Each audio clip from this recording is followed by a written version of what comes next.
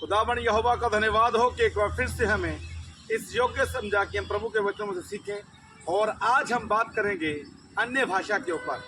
अन्य भाषा का क्या अर्थ है बाइबल में, और आज के जो पास्टर्स अन्य भाषा बोलते हैं और जो आज के लोग कलीसिया में अन्य भाषा बोल बोल कर लोगों को तंग करते हैं, क्या वे सीरियसली उनमें क्या अंतर है और क्या फ़र्क है, आज हम इस चीज़ को चेक करेंगे पवित्र वाणी में से। और मैं चाहूँगा कि इस चीज़ के ऊपर, हमारी अन्य भाषा के ऊपर कम से कम हम 2 या 3 वीडियो बनाएंगे।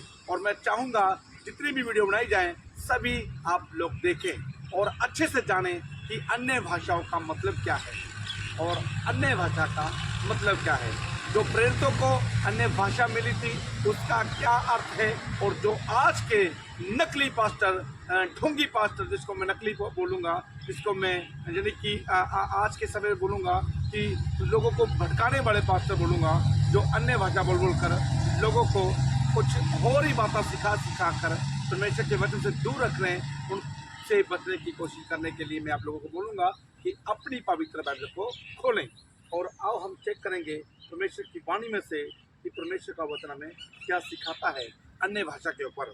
और आज मैं बात करूंगा प्रेरितों के काम अध्याय 2 के ऊपर, कि प्रेरितों के अध्याय 2 में जो अन्य भाषा और जो पवित्र आत्मा प्रेरितों के ऊपर उतरा, वो कौन सी पवित्र आत्मा थी और कौन सी अन्य भाषा थी और कौन सी अन्य भाषा थी, आज हम चेक करेंगे।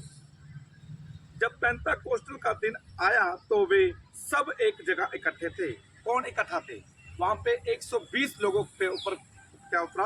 पवित्र आत्मा उतरा। वचन सिखाता है। और यहाँ पे जितने भी यीशु के चेले थे, जितने भी यीशु के लोग थे, जो जिनको यीशु बोल के गया था, जब तक तुम्हें पवित्र आत्मा ना मिले तब तक यरूशलेम को ना छोड़ना, वे सब एक जगह क्या थे? इकट्ठा थे। एक आकाश से बड़ी आंधी की सी सनसनाहट का शब्द हुआ और उससे सारा घर जहां वे बैठे थे गूंज गया। जिस घर के अंदर वो लोग, यीशु के चेले और जितने भी लोग उस जगह के अंदर बैठे थे, उस घर के चारों ओर परमेश्वर का आत्मा ने अंधेरा कर दिया। वहाँ के लोग क्या करने लगे?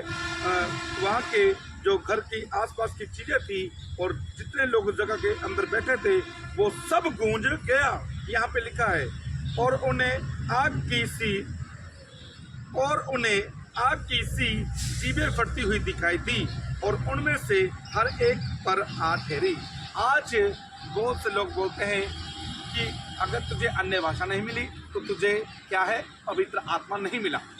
तुझे अगर अन्य भाषा में बात नहीं करने आ रही तो तुझे पवित्र आत्मा नहीं मिला। तो यहाँ पे यदि मैं आप लोगों को पूछूं कि जब पवित्र आत्मा उतरा तो उनके ऊपर क्या उतरा? आग की सी जीभें उन्हें फटती दिखी। उनके ऊपर आग की सी जीभें फटती दिखी। और चौथा वचन पढ़ेंगे, वे सब पवित्र आत्मा से भर गए और जिस प्रकार आत्मा ने उन्हें बोलने की सामर्थ दी, वे अन्य भाषा बोलने लगे। कौन सी भाषा बोलने लगे? अन्य। यानी यहाँ पे मतलब क्या बनता है इसका मतलब बनता है कि अलग अलग भाषाएं बोलने लगे। एक भाषा नहीं बोलते थे वो, जैसे कि आज लोग करते हैं ताता ताता, ना पापा। एक पास्टर है, मैं अभी आपको वीडियो दिखाऊंगा उसकी, और वो बोलता है कि अपने मुंह को खोलो और तुम्हें वो भर देगा। क्या ये भाषा पवित्र वचन में लिखी है कहीं पे? जो मैं अभी आपको दिखाई नहीं है मेरे दोस्तों।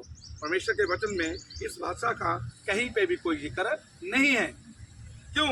क्योंकि यदि हम इस वचन को पूरा पढ़ेंगे, मैं आपको ये पढ़ाऊंगा। पहला ग्रंथियों अध्याय 14 वचन 1 से लेकर 40 तक जो वचन लिखा है, मैं आप लोगों को मैं सिखाने की कोशिश करूंगा कि खुदा का वचन हमें क्या सिखाता है और हम क्या करते हैं। 5वां वचन, आकाश के नीचे की हर एक जाति से भक्त यहूदी यरूशलेम में रहा करते थे। जितने भी लोग वहाँ पे यरूशलेम में थे वो भक्त थे, और जितने भक्त यहूदी थे वो बाहर के अलग अलग देशों के आए हुए एक जगह पर इकट्ठे थे। कहाँ पर इकट्ठे थे? यरूशलेम में। कौन थे वो? दोबारा पढ़ेंगे 5 वचन को।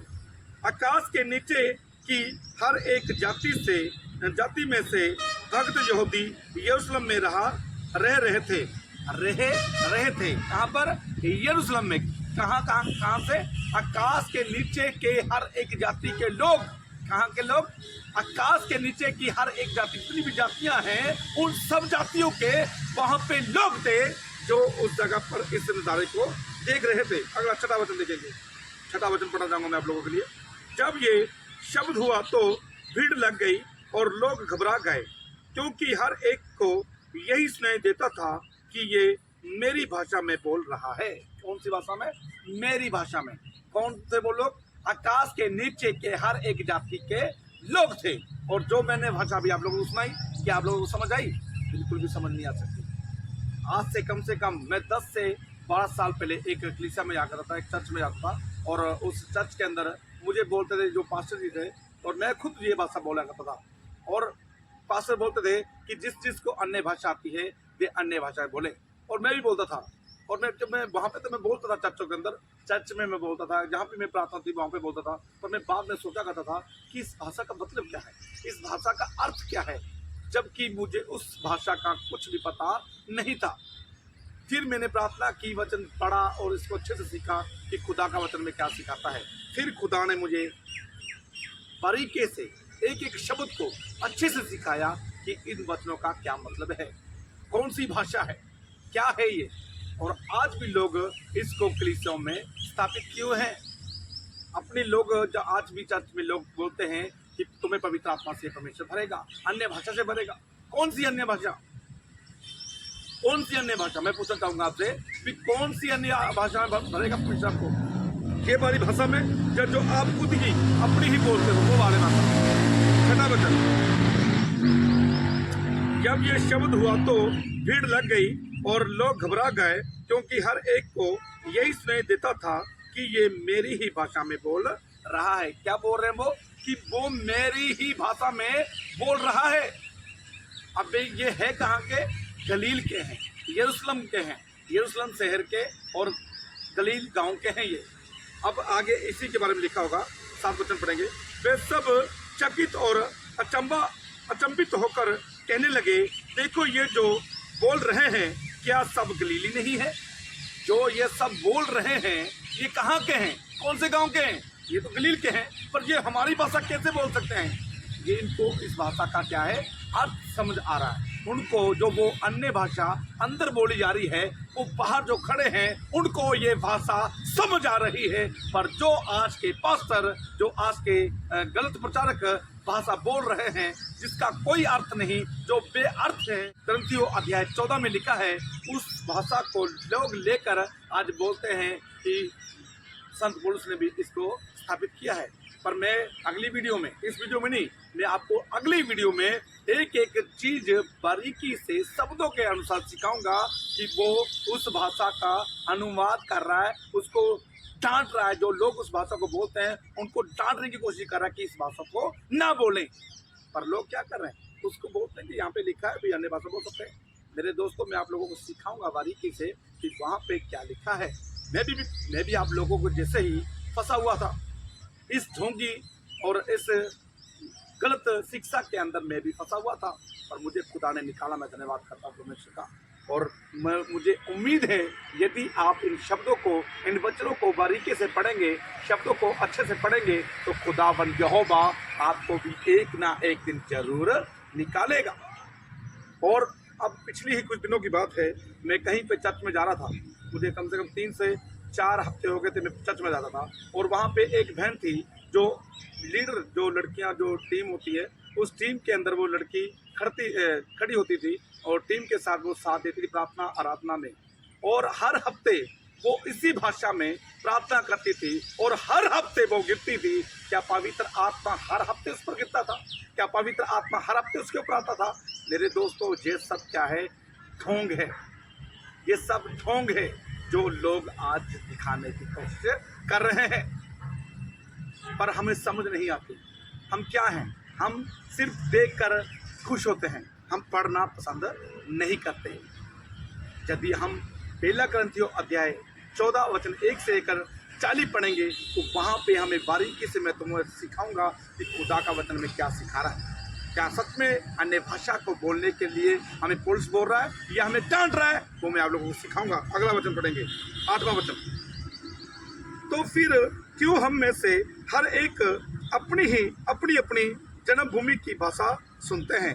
अब जो ये लोग हैं जो बाहर खड़े हैं, और कहाँ के लोग हैं ये, हर एक जाति में से लोग वहाँ पर इकट्ठा थे, और वो सब लोग अपनी अपनी जन्मभूमि की भाषा सुन रहे हैं, उनको समझ आ रही है वो भाषा।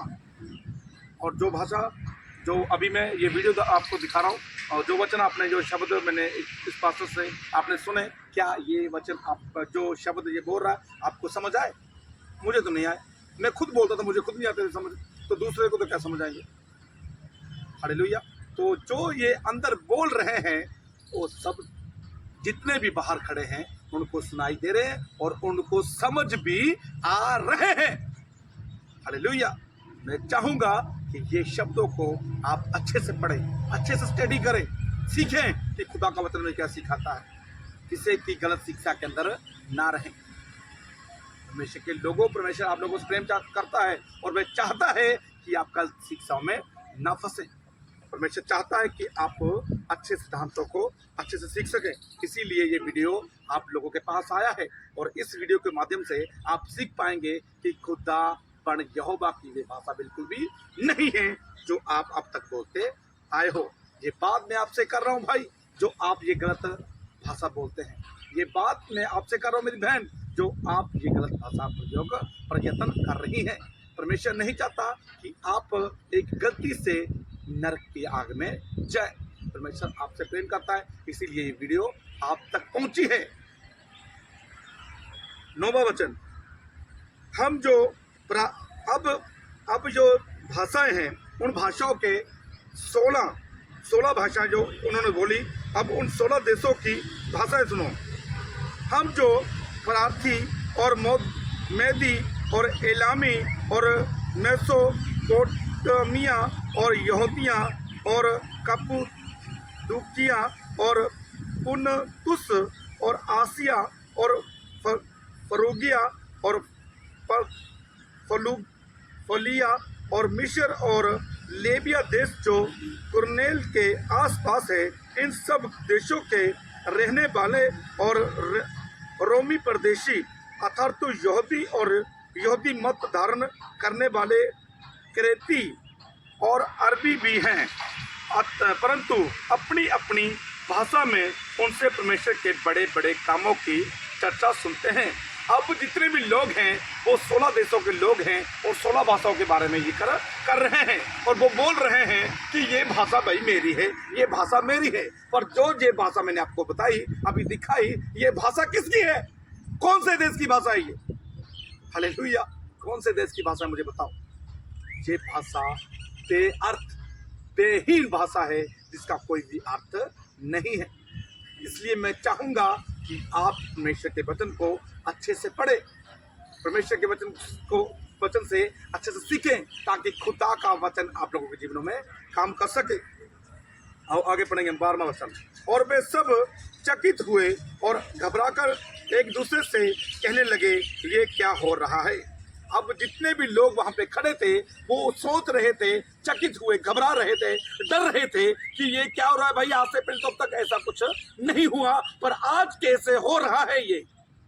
हालेलुया। ये कैसे हो रहा है, क्यों हुआ? क्योंकि ये होना बहुत जरूरी था। क्योंकि प्रभु यीशु मसीह ने जब बोला था अपने चेलों को कि जब तक पवित्र आत्मा तुम पर ना आए यरूशलेम को मत छोड़ना। इसलिए परमेश्वर यीशु मसीह ने अपने चेलों को चिन्ह दिखाया कि आज से तुम पर पवित्र आत्मा उतर गया और तुम जाओ और पूरे यरूशलेम में पहुंचकर पवित्र वचन को बांट दो।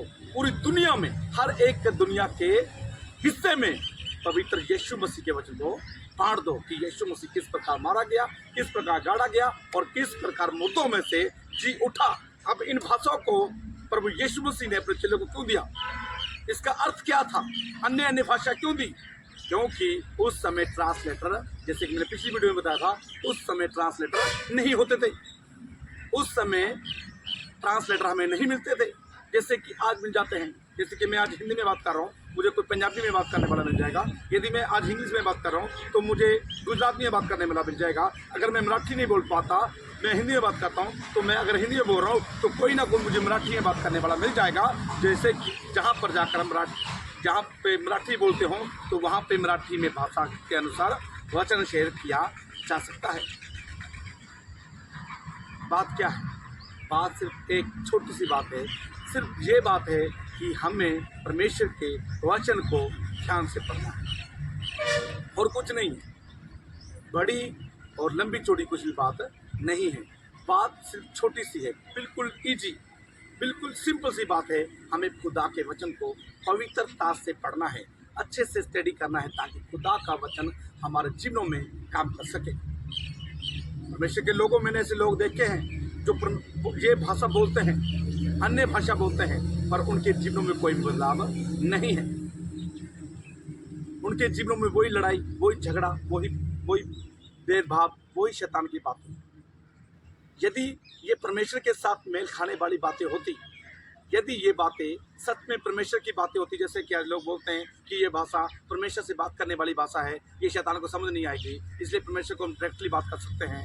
यदि ये भाषा ये होती तो परमेश्वर के यीशु मसीह ने अपने चेलों को ये भाषा क्यों सिखाई? क्या यीशु मसीह नहीं चाहता था कि उसके चेले स्पेशल परमेश्वर से बात कर सकें, रियल बात कर सकें? परमेश्वर ने आदम और हवा को ये भाषा क्यों नहीं दी? परमेश्वर ने एलिया को ये भाषा क्यों दी? एलिया ने जब शब्द बोला, हे अब्राहम, इसहाक और याकूब के परमेश्वर, आज लोगों को पता चल जाए कि तू ही परमेश्वर है, उसने वहां पे अन्य भाषा क्यों नहीं बोली? तो मैं सिर्फ यही बात कहना चाहूँगा कि आप लोग परमेश्वर के वचन को अच्छे से अगर पढ़ेंगे, स्टडी करेंगे, तो खुदा आपसे आज बात कर रहा है और वो चाहता है कि आप किसी भी प्रकार से बर्बाद ना हो। वे चाहता है कि आप स्वर्ग में जाएं, वे नहीं चाहता कि आप नरक में जाएं।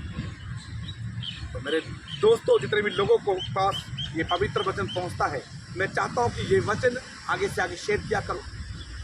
कहीं ऐसा ना हो कि हम तो बच जाएं और दूसरा भाई हमारा नरक में चला जाए। ऐसा नहीं करना। हमने इस वचन को आगे से आगे पहुंचाना, ताकि खुदावन यीशु आपके द्वारा अपना काम कर सके। आओ हम 13वां वचन पढ़ेंगे। परंतु दूसरों ने ठट्ठा करके कहा, वे तो नई मदिरा के नशे में चूर है। यहाँ पे क्या लिखा है? नई मदिरा के नशे में। अब यहाँ पे जो ये वचन है, जो शब्द है, ये उन लोगों को बोल रहे जो अन्य भाषा बोल रहे हैं। अंदर कौन सी भाषा? अन्य नहीं, अन्य भाषा बोल रहे हैं भाई। कौन सी भाषा बोल रहे हैं? अन्य भाषा। कौन कितनी भाषाएं? वो 16 भाषाएं। और किन को समझा देंगे? जो बाहर खड़े हैं। और जो आज हम बात अन्य भाषा बोलते हैं, ये किसको समझ आती है? जो खुद बोल रहा है उसको समझ नहीं आ रही, तो किसी और को क्या समझ आएगी? अगर मैं आज हिंदी में प्रचार कर रहा हूँ और कोई पंजाबी विच गलत बोल दे, तो मैं क्या कहूँगा उसको? भाई ऐसा नहीं, ऐसा बोल। अगर कोई इंग्लिश बोलने वाला हिंदी में कोई प्रचार कर रहा है और इंग्लिश का ट्रांसलेट वो हिंदी में बोल रहा है, इंग्लिश भी जानता है, अगर वो इंग्लिश जानने वाला अगर हिंदी कोई गलत बोल रहा है, उस ट्रांसलेट अगर गलत कर देगा, तो वो इंग्लिश बोलने वाला हिंदी में बताएगा, भाई ऐसा नहीं, ऐसा बोल। क्यों? क्योंकि उसको उस भाषा के बारे में पता है, उसका वो अर्थ जानता है। तो मेरे दोस्तों, मैं चाहता हूं कि ये वचन को अपने हृदय में रखें, और जो भाषा खुदा के चेलों को मिली, यीशु के चेलों को मिली, ताकि लोगों तक प्रभु का वचन पहुंचे। आज इस भाषा की हमें कोई भी जरूरत नहीं है। वचन में लिखा है, मैं एक वचन पढ़ा जाऊंगा आप लोगों के लिए। 1 कुरिन्थियों अध्याय 13 वचन 1। 1 कुरिन्थियों अध्याय 13 छोटा वचन पढ़ेंगे हम और उसके बाद समाप्त करेंगे। यदि मैं मनुष्यों और स्वर्गदूतों की बोलियां बोलूं और प्रेम ना रखूं, तो मैं ठंडनाता हुआ पीतल और झंझनाती हुई झांझ हूं। अब मैं आपको एक छोटी स्टोरी बताने की कोशिश कर रहा हूं। एक बहन थी जो चर्च के अंदर सबसे पहले आकर बैठा करती थी, और वो यही भाषा, जो भाषा मैं आपको दिखाई, वो यही भाषा बोला करती थी। और चर्च के अंदर सबसे पहले उसने जाना, और ये बात है दिल्ली की, शायद मुझे इतना नहीं पता ये हकीकत है, ये काल्पनिक भाषा है, कहानी है, स्टोरी है, पर मैंने सुनी है किसी पास्टर से। और उस पास्टर ने मुझे बताया कि वो बहन सबसे पहले चर्च के अंदर सिपाही, जो भी उसने कार्य करना, जो भी काम करना, झाड़ू लगाना, दरियाँ और जो भी कुर्सी वगैरह सब कुछ उसने अपने सेटलमेंट जो भी है सब कुछ अच्छे से करना, प्रभु के काम को अच्छे से करना। और यही भाषा बोलते थे वो। और एक दिन ऐसा हुआ, वो लाइन में खड़ी है, वो एक लाइन में खड़ी है और उस लाइन के अंदर वो थोड़ा सा पीछे है और एक बहन उससे आगे है और उसके एक पीछे है। और वो जो उनसे पिछले बड़ी बहन है वो बोल रही, बहन मेरा बच्चा घर पे अकेला है, क्या मुझे पहले पानी भरने दे दोगे आप? यदि उसके अंदर प्रेम होता, यदि वो भाषा बोलने वाली सच में खुदा की बच्ची होती तो वो क्या बोलती, आजा बहन कोई बात नहीं, मुझसे पहले आप भर लो। पर उसने क्या बोला, अगर आपके पास बच्चा है तो बच्चा मेरे पास भी है। तो क्या बदलाव है? कोई भी बदलाव नहीं है। ये इस बात से उनकी तू मैं हुई और इनसे उनके अंदर झगड़ा हो गया। और झगड़ा इतना बढ़ गया, वो एक दूसरे को, जो डब्बे वो भरने आए थे पानी के, एक दूसरे पर मारने लगी। और मारते मारते अचानक वो पास्टर भी वहां पर आ गया और वो पास्टर को देखकर बोलने लगी, praise the Lord pastor ji.